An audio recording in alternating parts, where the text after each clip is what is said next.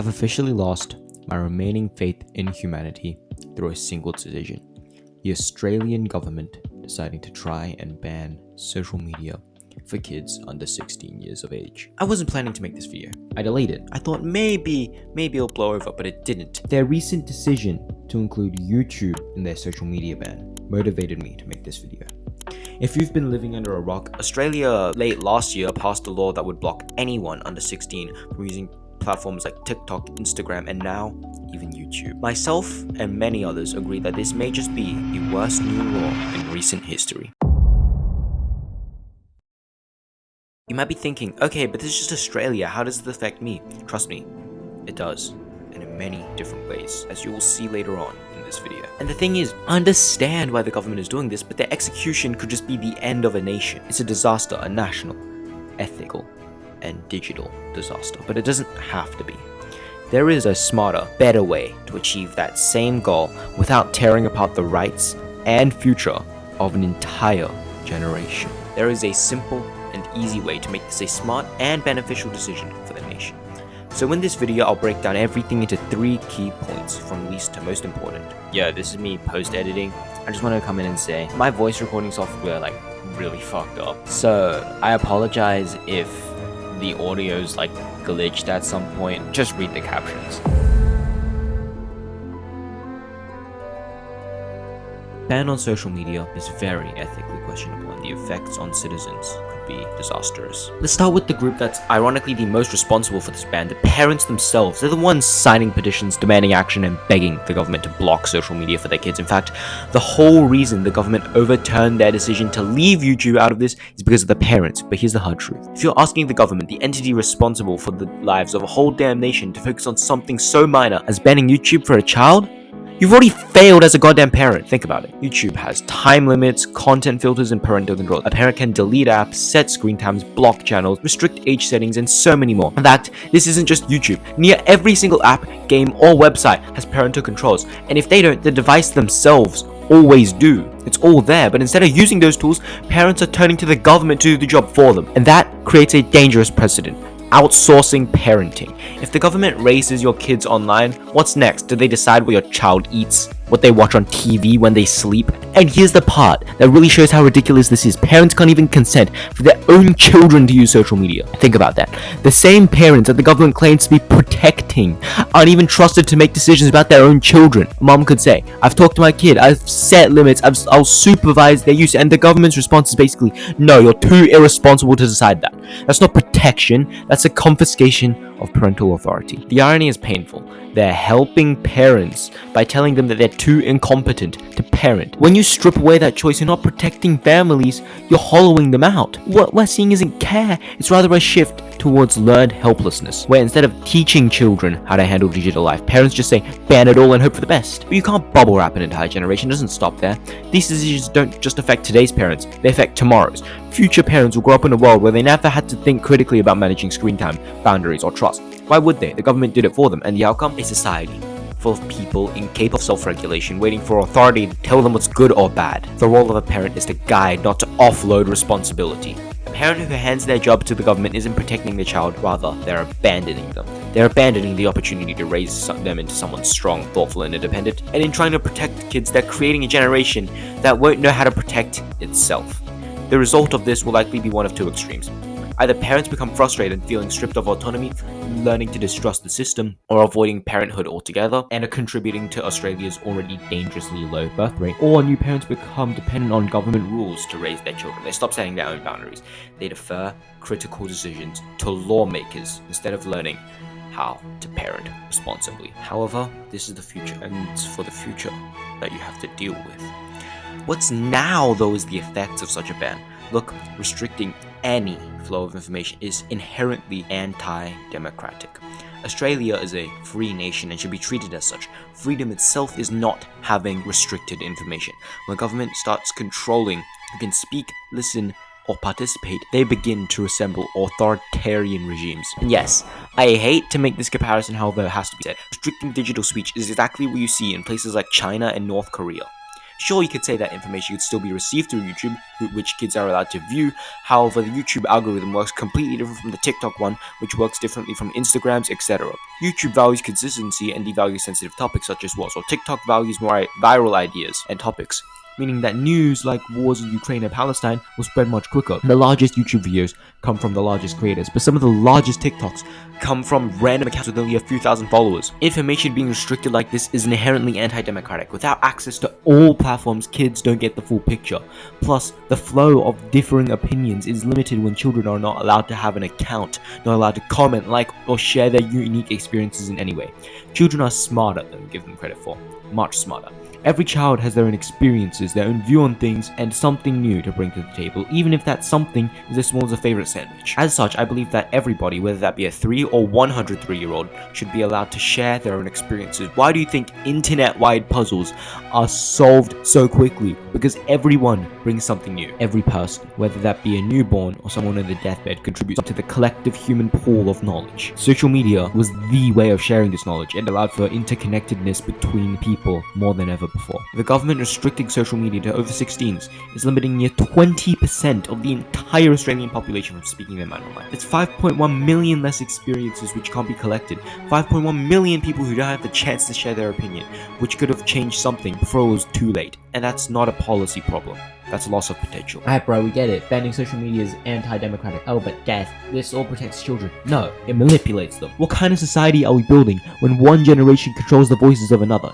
Here's what I mean. Young people today are growing up in a world that's already digital, where it's where they form identities, build friendships, learn, create, share, and grow. Taking that away doesn't just inconvenience them, it excludes them. You're essentially telling kids, yeah, you can exist, but not yet. And that's not just unfair, rather it's straight up dangerous, because while the older generation is allowed to shape politics, speak online, and influence the future, the younger one is told to wait their turn. That's not equality, it's gatekeeping. Let's not forget access to digital tools is an access to opportunity in and of itself. A kid who posts art on Instagram may become a designer. A kid who sheds thoughts on YouTube might become a speaker or filmmaker. A kid who learns to code through online communities could create the next great tech innovation. This law removes the ladder before some chance even get to climb it. Worse, it disproportionately impacts kids in lower income or rural areas where the internet is often their only way to connect with mentors, resources, or even to feel a basic sense of belonging. So no, this law isn't neutral. It doesn't protect everyone. It enforces a digital class system and an unethical form of Confucianism. There are those who are old enough to be heard and those too young to matter, and that's what this is really about. It's not ethics,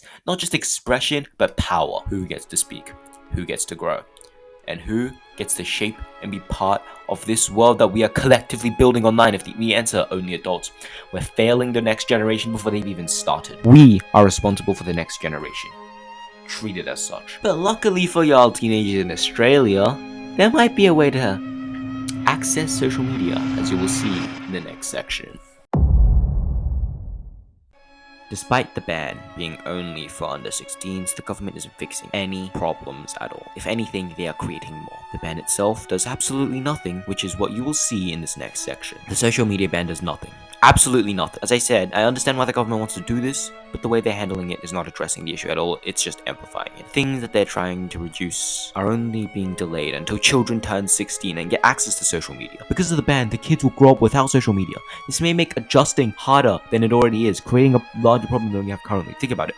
Do you want a 16-year-old to suddenly have unfiltered, unlimited access to the internet with zero experience, no training whatsoever? It's not protection, that's literally drunk driving. Yeah, sure, you can survive today, but one day, you will crash. I'm not saying social media is perfect. Cyberbullying, body image issues, doom scrolling, all problems exemplified by social media, but I'm not denying that. I'm just saying, banning access isn't fixing the issue. The whole point of this law, according to the Australian government, is to protect kids from the toxic effects of social media, but it doesn't. Rather, it just delays it. First, you're cutting connection. Many kids, especially introverted, neurodivergent, or LGBTQIA, find social media to be their only support network. They find people who understand and care about them. They learn they're not alone. Take that away, you've just isolated the most vulnerable of humanity. Secondly, this ban teaches avoidance, not resilience. Kids need to learn how to navigate the internet, not be bubble wrapped from it. The internet is such a big and growing part of modern culture that limiting access to it is only disadvantaging the future generation. Third, this will drive social media use underground. VPNs, fake birthdays, borrowed accounts, it'll still happen. As I said, kids are smarter than we give them credit for. They will get around this. this. There's no way you can actually restrict them. But now, it's hidden, unsupervised, and even more dangerous. That's not safety, not even remotely close. That's surveillance evasion. I see this as the government trying to find an excuse to monitor us more, to introduce online IDs or something. The first step in mass surveillance. I said it. Most importantly though, you're not fixing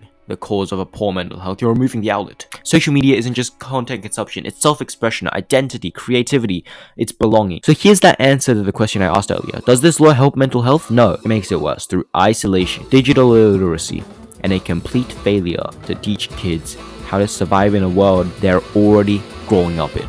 If we want stronger, better minds, we need smarter systems, not censorship disguised as care. But even worse than doing nothing, tricking people into thinking something is being done. This is where things get really dangerous. This ban creates a false sense of safety both for parents and the government itself. It looks like action, looks like protection, but under the surface it's all optics. Lawmakers get to say, see, we did something now, we protected the children, and the parents think, great, my kids have TikTok, everything's fine now, but nothing changed. The same mental health struggles exist, the same misinformation still spreads, the same predators, the same toxicity, the same manipulation tactics, it's all still there, just hidden or shifted to different platforms or methods. It's like putting duct tape over a warning light in your car. You didn't fix the engine, you made it easier to ignore. And when the engine finally explodes, everyone acts surprised. The government gets praised for doing something, when in reality they did nothing.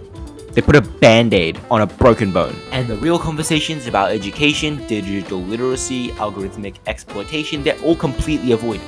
That's the biggest trick of this law. It's not just ineffective, it's a distraction from the real, harder work that actually needs to be done. But that's not it. There's another big flaw in this law that nobody wants to talk about. Why are we punishing children for a problem created by corporations? Social media platforms were built to be addictive. They were engineered to hijack attention, exploit emotions, and keep people scrolling, even kids.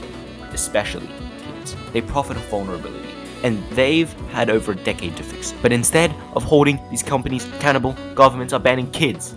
That's like blaming students for failing an exam when the teacher never showed up for the entire semester. What happens to demanding better platform design, better protections, more ethical algorithms? Where's the legislation forcing a social media company to create a safer environment for everyone, not just banning users under a certain age? This law ignores the core issue. Social media companies make billions off engagement, no matter who or what gets hurt or damaged in the process. Instead of regulating them, we're silencing the people they've hurt the most. It's easier to blame kids than a billion-dollar tech company. It's easier to restrict than fix.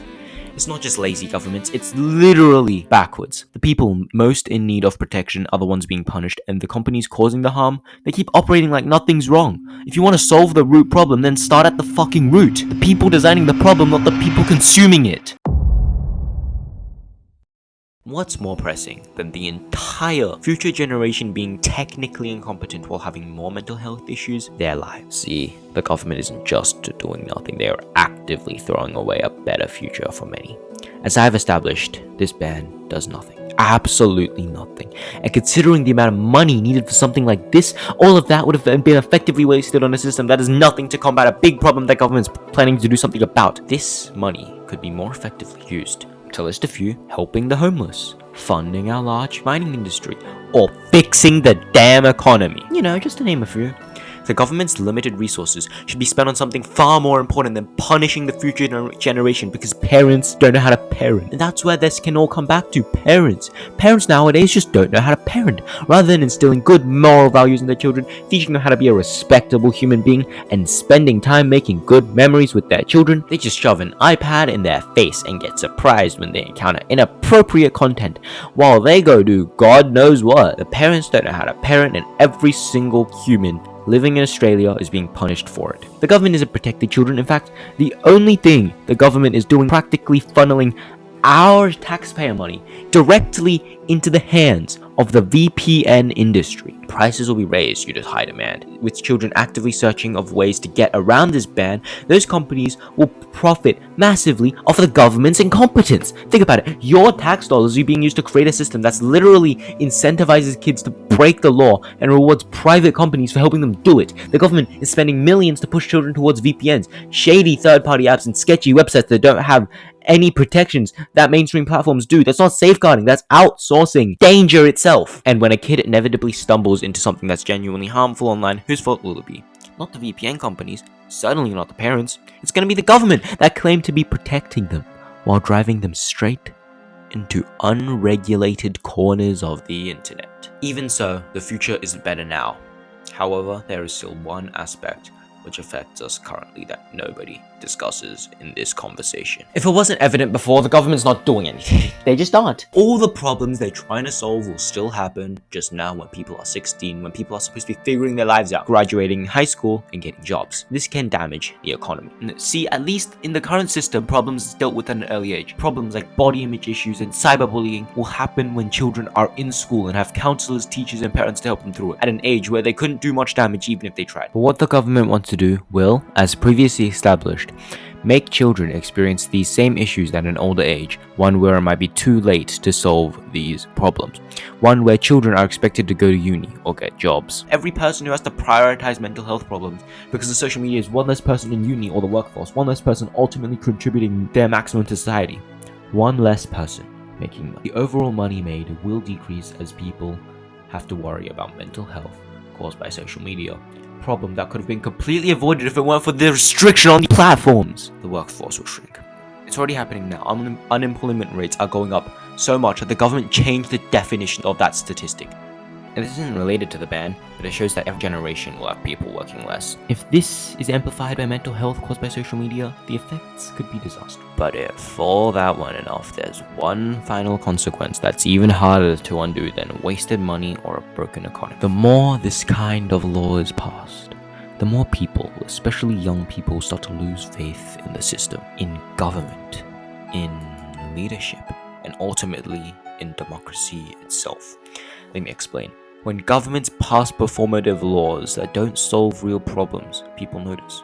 When they pour millions into systems that fail, people notice. When they take away rights in the name of safety while ignoring actual causes of harm, people notice. Nothing destroys a democracy faster than a generation that stops believing. It creates apathy, distrust, cynicism, get disengaged voters, more radicalized opinions, and more people turning to extremes because they no longer believe that moderation or reform is possible. I'm gonna be real for a second. If my first experience with the government is them banning YouTube, I'm definitely not gonna grow up thinking they care about my voice. Well, you might think I'm exaggerating, but these little things stack up now. This is how democracy decay starts, not with some massive authoritarian moves, but with hundreds of small decisions that slowly tell people your input doesn't matter. It's editing me. Recently, a group of teenagers have attempted to get the High Court to stop the Australian government attempt at restricting our freedom. You know what the government said? They said, and I quote, "Despite the fact that we are receiving threats and legal challenges by people with ulterior motives, the Albanese Labour government remains steadfastly on the side of parents and not platforms. We will not be intimidated by threats. We will not be intimidated by big tech. On behalf of Australian parents, we stand firm." Excuse me? What do you mean you're on the side of parents? If you're on the side of parents, children, citizens, platforms, companies, the UN, or Australia in general, you wouldn't have implemented this shitty-ass law. And apparently, YouTube is now planning to also challenge this law. For once, I support Google. So yes, the social media ban is a waste of money. Yes, it'll hurt the economy. But most dangerously of all, it teaches young people that the system is broken before they ever get a chance to participate. That's the future we're heading towards. And if that's the future we're heading towards, we've got bigger problems than TikTok. Remember at the start of this whole thing, I said there was a way to make this a smart decision? There still is. Rather than wasting millions on a useless ban that can be easily circumvented, implement mandatory digital literacy classes in schools. That alone would solve every problem the government is trying to tackle without making millions of people angry, without wasting millions of people's time and energy, and without stripping parents of their basic rights as a parent. Teach kids how to use the internet. Don't just take it away. It's cheaper, smarter, actively builds resilience, and actually solves the fucking issue. Oh my fucking days. I was right. I knew it. You know, I originally wrote the script in February 2025, and I decided not to release it. You know, I thought, this shit is so stupid. Obviously, the government's not going to actually go through with this. Oh, yeah, they did. Here we are. Look. YouTube implements AI age verification. The UK passes their online safety, and Australia actually went through with this. It's honestly depressing because this year had so much creative potential, but the real world outside entertainment is so bad. This is why this year won't go down as one of the best years in history. You wanna know what the scariest thing is? We didn't even vote on this, it just dropped on us out of nowhere. I hate to say this, but the way that this is going is the first step in mass surveillance. Look, I didn't make this video to fearmonger. I made it because I love the internet. The real, free, chaotic, and creative internet. And I'm scared of watching it die. If you care about freedom online, don't stay silent. Share this video, talk about it, argue about it, make noise. Because the moment we stop caring is the moment they take it all away.